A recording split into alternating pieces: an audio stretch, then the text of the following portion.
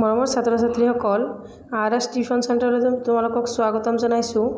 আজি আমি আলোচনা কৰিবলৈ লৈছোঁ অষ্টমমান শ্ৰেণীৰ অসমীয়াৰ মানে ক্লাছ 8ৰ অসমীয়াৰ প্ৰথমটো চেপ্টাৰটোৰ নাম হৈছে নিয়ৰ।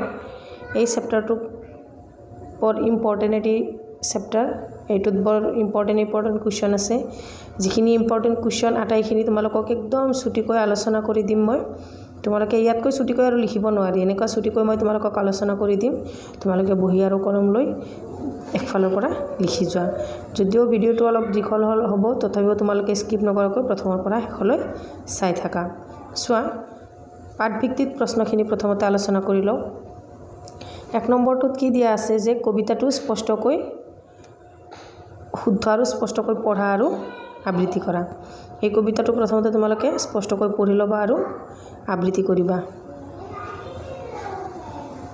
কবিতাটো শুদ্ধ আৰু স্পষ্টকৈ পঢ়িবা আৰু আবৃত্তি কৰিবা লাগিলে লগতে অতি মনোযোগেৰে শব্দবোৰ চাই শুদ্ধ উচ্চাৰণে শব্দ কৰি পঢ়িবলৈ চেষ্টা কৰিবা। চোৱা, 2 নম্বৰটোৰ পৰা আমি প্ৰশ্ন উত্তৰ কৰিম। 2 নম্বৰটো চোৱা, তলত উত্তৰ দিয়া।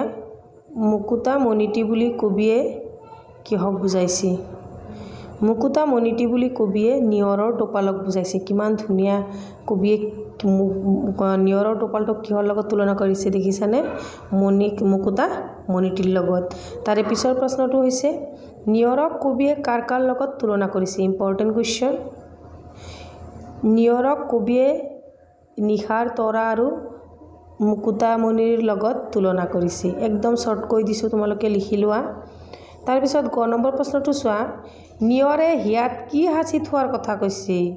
ইয়াত চোৱা, উত্তৰত চোৱা, নিয়ৰে হিয়াত নিজম আকাশৰ নিচুক কথাটি সাঁচি থোৱাৰ কথা কৈছে। তাৰে পিছত ঘ নম্বৰ কুৱেশ্যনটো চোৱা, প্ৰশ্নটো ফুলনিত কি ছিগি ৰৈ গ'ল? ফুলনিত নিশা নাচা নাচনীৰ ডিঙিৰ মণি ছিঙি ৰৈ গ'ল। তাৰপিছত 9 নম্বৰটো হৈছে কবিয়ে কি সৰি পৰাৰ কথা কৈছে? কবিয়ে নিশাৰ তৰা এটি নিয়ৰ হৈ সৰি পৰাৰ কথা কৈছে। কবিয়ে কি কৈছে যে নিশাৰ তৰা এটি নিয়ৰ হৈ সৰি পৰাৰ কথা কৈছে। তাৰে পিছৰ এইটো পাঠৰ আটাইতকৈ দৰকাৰী মানে ইম্পৰ্টেণ্ট প্ৰশ্নটো হৈছে তোমালোকৰ এইটো যে কবিতাটোৰ মূল ভাৱ চমুকৈ লিখা। কবিতাটোৰ মূল ভাৱ তোমালোকে জানিলে এইটো কবিতাৰ পৰা যিকোনো কুৱেশ্যন আহক, যিকোনো প্ৰশ্ন আহক, তোমালোকে এই মূল ভাৱখিনি লিখি দিলেই ফুল মাৰ্ক পাবা। গতিকে এইটো তোমালোকে অলপ ভালদৰে চাবা।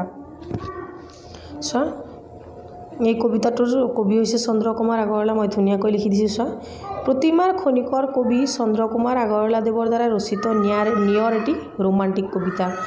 আমি চন্দ্ৰকুমাৰ আগৰৱালাক কি কবি বুলি জানো? প্ৰতিমাৰ খনিকৰ। তেখেতৰ দ্বাৰা ৰচিত নিয়ৰ এটি কি কবিতা বুলি কৈছে? ৰোমান্টিক কবিতা। কবিতাটিত কবিয়ে প্ৰকৃতিৰ উপাদান নিয়ৰ বিষয়বস্তু হিচাপে লৈ কল্পনাৰ ৰসন সানি সুন্দৰভাৱে উপস্থাপন কৰিছে। ইয়াত কবিয়ে প্ৰকৃতিৰ উপাদান হৈছে নিয়ৰ। নিয়ৰক এইটো মূল বিষয়বস্তু হিচাপে লৈ সেইটোক কল্পনা কৰি ৰহন সানি সুন্দৰভাৱে উপস্থাপন কৰিছে। প্ৰকৃতিৰ ৰূপ বৈচিত্ৰ্যই মানুহৰ মনলৈ কঢ়িয়াই আনে। প্ৰতিটো পুৱাই আমাৰ অজানিতে দি যায় আশাৰ বতৰা। এই বৰ্ণময় বাৰ্তাৰ অন্যতম বাহক হ'ল নিয়ৰ। মুকুতা সদৃশ নিয়ৰ কণাবোৰ ঘাই বনৰ ওপৰত কাহিলি পুৱাতে জিলিকি থকা দেখি আমাৰ মনলৈ নানা ভাৱ অহাটোৱেই স্বাভাৱিক। তাৰে পিছত লিখিবা, কবিৰ কল্পনাত নিয়ৰ নিত্যৰতা পৃথিৱীৰ ডিঙিৰ পৰা ছিঙি পৰা একোটি মণি অথবা পুৱাৰ পোহৰত সেমেকি উঠা একোটা পাল চকু পানী। তাৰে পিছত গ্ৰামাৰ ছেকশ্যনত আছে চোৱা, শব্দ সম্ভাৰ আৰু অভিধান চাই তলৰ শব্দবোৰৰ অৰ্থ লিখা।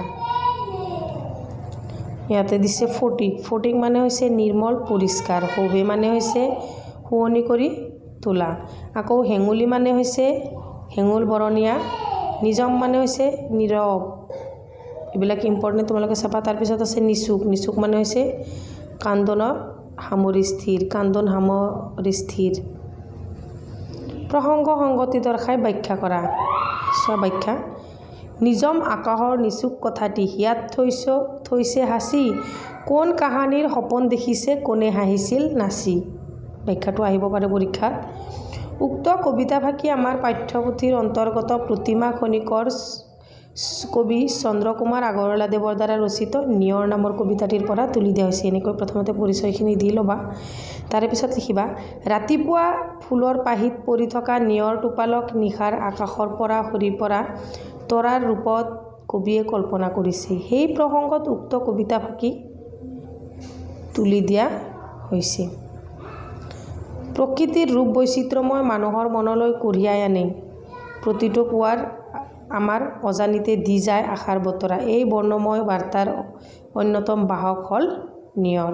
তাৰে পিছত 6 নম্বৰটো চোৱা। পাঠৰ পৰা অন্তমিল থকা শব্দবোৰ লিখা। চোৱা উদাহৰণ ধোৱা মানে যোৱা, হাঁচি নাচি, অন্তমিল তাৰমানে মণি কণী পানী, ভাহি মানে পাহি তাৰমানে কি অন্তমিল, শেষৰটোৰ লগত মিল থকা শব্দৰ কথা ইয়াতে উল্লেখ কৰিছে।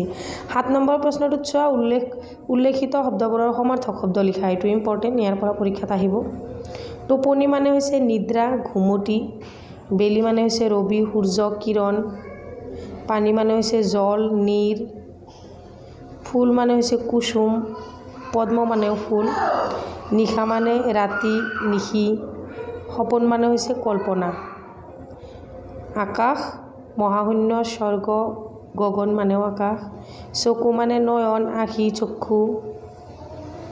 তাৰে পিছত 8 নম্বৰত দিছে বিপৰীত অৰ্থ বুজোৱা শব্দ লিখা। এইটো ইম্পৰ্টেণ্ট। চিগা নিচিগা, পুৱা সন্ধিয়া, নিজম হুলস্থুলীয়া, সৰগ নৰক, দিন ৰাতি, এইটো ইয়াতে লিখা নাই নৰক।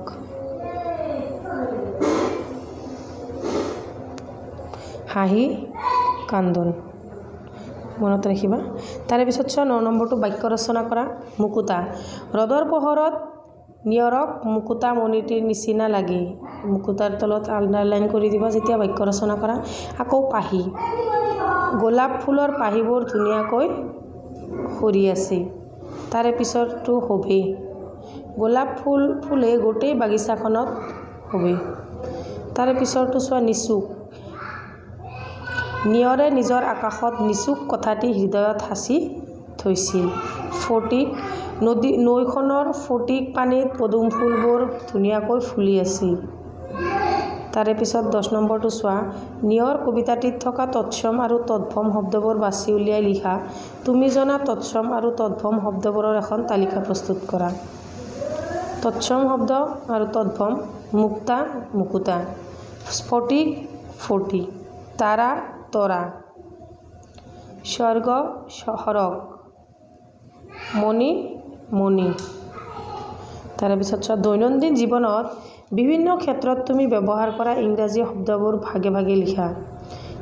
শিক্ষা সম্বন্ধীয় যেনে স্কেল, খেল সম্বন্ধীয় ক্ৰিকেট, যান বাহন সম্বন্ধীয় স্কুটাৰ, পোচাক পাতি সম্বন্ধীয় ফ্ৰক, এইবিলাক আমি ইংৰাজীতো যেনেকৈ ব্যৱহাৰ কৰোঁ অসমীয়াতো একেই। এইবিলাক ইম্পৰ্টেণ্ট কথা, এইবিলাক মনত ৰাখিবা। আচবাব যেনে টেবুল, বাচন বৰ্তন যেনে কাপ, বাকীখিনি তোৰ ছাত্ৰ ছাত্ৰীয়ে নিজে কৰা, তোমালোকে নিজে কৰিবা বাকীখিনি। তাৰে পিছত চোৱা। এটা শব্দত প্ৰকাশ কৰা যি আনৰ উন্নতি দেখিব নোৱাৰে, সেইটো হৈছে চকু চহৰা। ইয়াৰ পৰাও পৰীক্ষাত আহিব ইম্পৰ্টেণ্ট। আনৰ ভাল দেখিব নোৱাৰা চকু চহৰা, হয়নে? একে মাকৰ সন্তান সহোদৰ, এইটো আহিয়ে থাকে পৰীক্ষাত। যাৰ ঘৰ বাৰী নাই, এইটো আহি থাকে অঘৰী।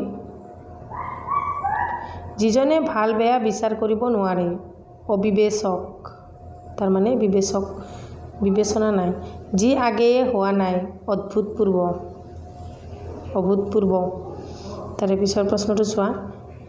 নিয়ৰ কবিতাটিত পোৱা তৰা আকাশ পানী কথা হিয়া সপোন চকু আদি শব্দ যুক্ত হৈ গঠিত খণ্ডবাক্যবোৰেৰে বাক্য ৰচনা কৰা। এটা হৈছে তৰা নৰা ছিগি। চোৱা।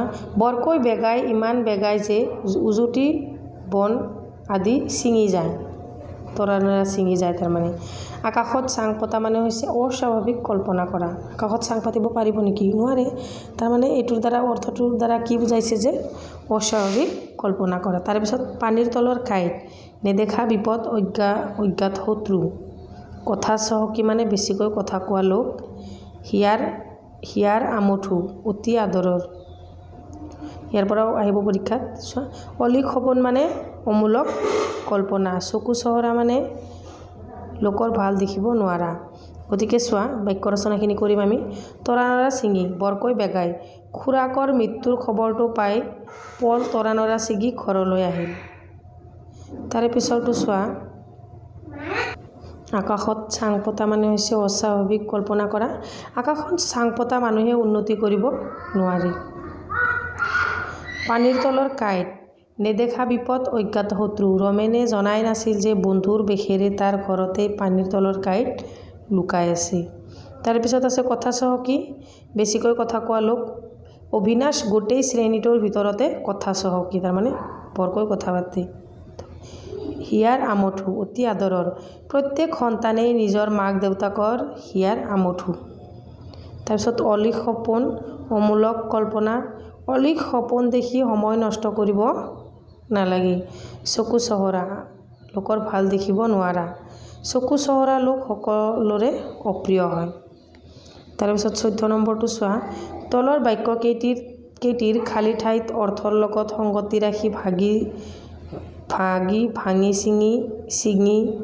ছিঙি বহুৱাই পূৰ কৰা চোৱা মেৰামতি নকৰা বাবে জহি খহি ঘৰটো ভাগি গ'ল চোৱা ভাগি আৰু ভাঙি ধুমুহাই ঘৰটো ভাঙি পেলালে দেখিছানে কি পাৰ্থক্য আছে যে মেৰামতি নকৰা বাবে জহি খহি ঘৰটো ভাগি গ'ল আৰু ধুমুহা ঘৰটো ভাঙি পেলালে তাৰে পিছৰটো চোৱা পুৰণি হোৱা বাবে ৰছীটো ছিগি থাকিল আকৌ হৈছে জোৰেৰে টনা আজোৰ কৰা বাবে ৰছীডাল ছিঙি গ'ল তাৰে পিছৰ 9 নম্বৰটো এবছৰ নহওঁতেই মথাউৰি ছিগি গ'ল বানপানীয়ে মথাউৰি ছিঙি পেলালে 15 নম্বৰটো দলত বহি নিজৰ নিজৰ অভিজ্ঞতাৰ কথা কোৱা আৰু লগৰীয়াৰ অভিজ্ঞতাৰ কথা শুনা চোৱা পুৱা খালী ভৰিৰে নিয়ৰ সিক্ত দুবৰি গছকি পোৱা অনুভূতি তোমালোকে পুৱা খালী ভৰিৰে নিয়ৰ শক্তি দুবৰি গছকি পোৱা অনুভূতিৰ বিষয়ে নিজেই লিখিবলৈ চেষ্টা কৰিবা বুজিছানে তাৰপিছত চোৱা পদুম কচুৱা বা অন্যান্য গছৰ পাতত তিৰবিৰাই থকা নিয়ৰ টোপাল দেখি মনত জাগি উঠা অনুভৱ এইটোও তোমালোকে নিজেই চেষ্টা কৰিবা লিখিবলৈ এইকেইটা তোমালোকক লিখিব দিছে চোৱা হাতৰ আছে অৱয়সত হাতৰটো চোৱা 16 নম্বৰত মৌমাখি নহয় কিন্তু কৰে গুণগুণ বামন নহয় কিন্তু কান্ধত লগুণ এনসাৰটো হ'ব যতৰ তাৰে পিছৰটো চোৱা ৰজাৰ ঘৰৰ হাতী ধান খাই পাচি পাচি এইটো হৈছে ঢেঁকী তাৰে পিছত এইটো তোমালোকক হোমৱৰ্ক দিম যে ৰজাৰ কাপোৰ তিয়াব পাৰি শুকাব নোৱাৰি এইটো তোমালোকৰ হোমৱৰ্ক নিজে নিজে কৰি মোক কমেণ্ট সেকশনত জনাবা ঠিক আছে আজিৰ হোমৱৰ্কটো কি যে ৰজাৰ কাপোৰ তিয়াব পাৰি শুকুৱাব নোৱাৰি কোনে কোনে এইটো জানা তোমালোকে মোক কমেণ্ট সেকশনত জনাবাচোন চাওক মোৰ কিমান ছাত্ৰ ছাত্ৰীয়ে এইটো ভিডিঅ' প্ৰথমৰ পৰা শেষলৈ চাইছে মই এইটো কমেণ্ট কৰিলেহে গম পাম গতিকে আজিৰ ভিডিঅ'টো ইমানতে সামৰিছোঁ নেক্সট সেকেন্ড অধ্যায়টো লৈ আকৌ নেক্সট ভিডিঅ'টো তোমালোকে পাই যাবা